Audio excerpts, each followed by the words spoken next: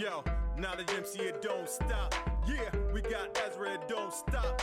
Yeah, my man Gravity, it don't stop. Yeah, this is our house, y'all. Bow up. I know you got your helmet on.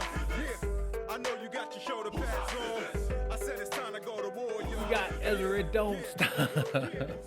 Hey, aloha, Esera Tuaolo here, aka Mr. Aloha. Welcome to Club Kaukala. If you don't know what Club Kaukala is or Kaukala means, Google it, or I'll just tell you it means talk. So anyway, let me turn off this music. You are just listening to one of my singles called Whose House Is This? And it's on every single music outlet. If you want to go and download it, it's called Whose House Is This by Esera Tuaolo. Well, anyway, welcome to Club Kaukala. And what we're going to be talking about today is Pride, because it is the month of June, and June has been designated for Pride Month for the LGBTQIA community. Why? I think you're asking, why are you talking about this? Well, let me tell you. We're talking about this is because I am part of the LGBTQIA community, and I'm very proud. I came out in 2002 with my two children and my partner at the time. And you know what? It was probably one of the best days of my life because I could sort of step out from from being behind the scenes, or step out from being in the closet and step out into the world. And I tell you what, it felt absolutely amazing. So it is Pride Month, and I wanted just to jump on here and do something for Pride and talk to you guys, tell you guys what Pride Month means to me. So Pride Month means to me and stuff, it means a lot, right? It also gives us the opportunity to, when I say us, meaning the LGBTQ community, the opportunities to express ourselves, right? To show our aloha, show our love, but also to take the time to educate people and let them, find out how beautiful our community is. So that's Pride Month. And so I have to tell you this. When I came out in 2002, my first Pride Month celebration was down in Atlanta. Yes, hot Atlanta. And so that was my first Pride. They called me up or emailed me at the time and asked me if I wanted to be the Grand Marshal for the parade. I accepted with my partner at the time, and we went down there. And I tell you what, I have never experienced anything like this. It was incredible. It was amazing. It was very, very emotional because I really didn't understand what it was all about, right? Because I was in the closet for 35 years of my life, and 35 years I sort of kind of ran from, my gayness, right? Anytime something would come up, or it would be so negative that I would run from it. Like, for example, me playing here with the Minnesota Vikings, right? And going downtown and seeing that it was Pride Month because there's having the gay parade there, and I would turn around and run away, right? And so being able to come out and face your truth and live in your truth is probably the most important thing that someone can do, because it's one of those things where everything that you had held in, all the things that you kept in, you're able to bring it out, and it felt absolutely amazing. So I tell people, when I came out, I felt light as a feather, right? But when I stepped on the scale, I was still 350 pounds. Yeah.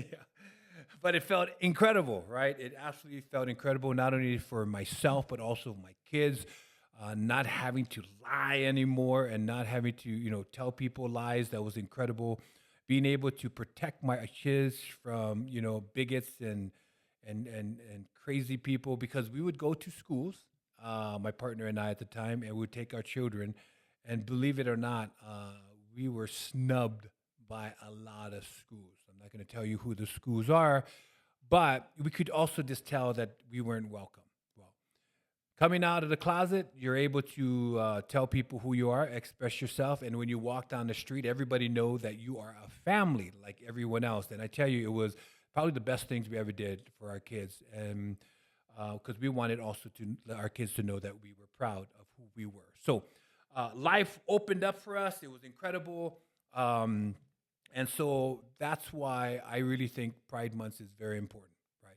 It's great and stuff for us to have a month where it's designated so we can sort of feel proud about ourselves. But not only that, so a lot of the younger generation, right, that are out there in rural Minnesota or rural places around this country can jump online and find a positive, sort of positive role models or positive thing about our community and make them feel good about themselves. So anyway, that's what Pride is. But back to Atlanta, first Pride parade. Um, we're talking not 50,000 people. We're talking about 500,000 people in one area. And I tell you, I was the grand marshal, and I was with my partner, and we were going down the road, and it's just that um,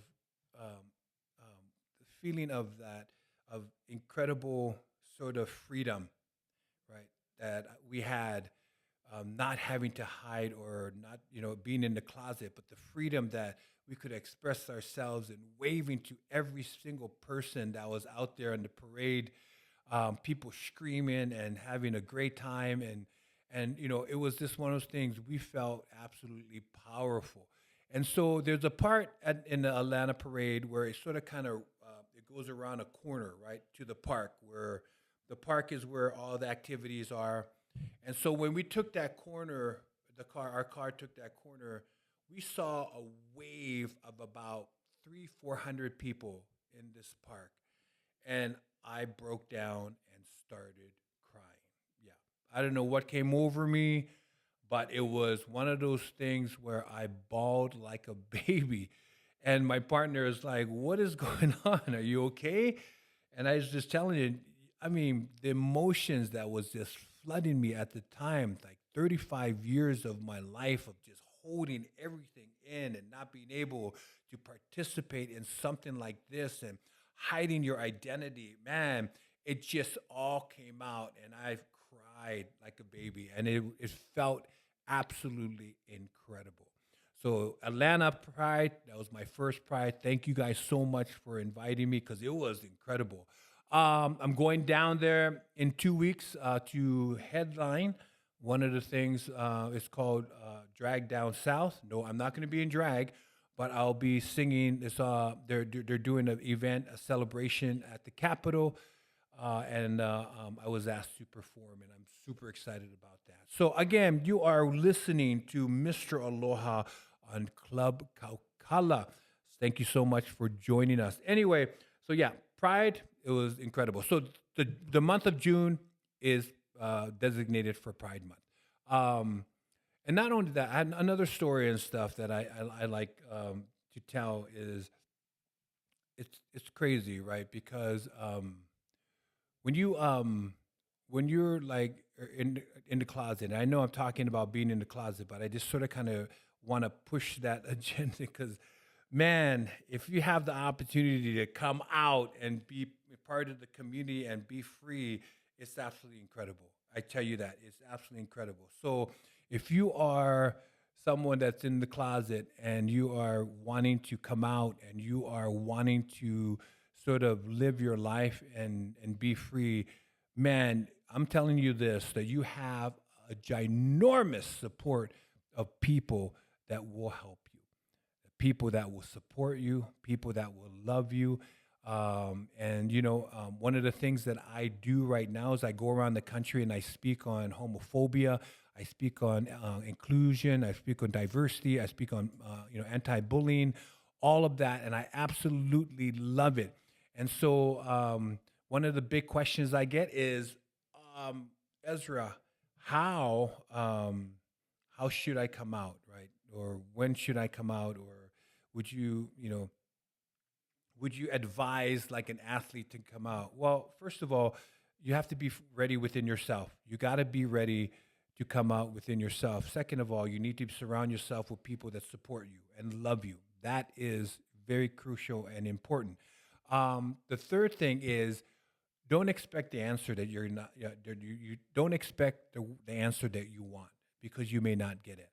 So what I tell and I advise a lot of the younger generation and people that are wanting to come out, I always advise them to, if it doesn't go your way, to say this: Mom, Dad, or whoever you're coming out to, I love you.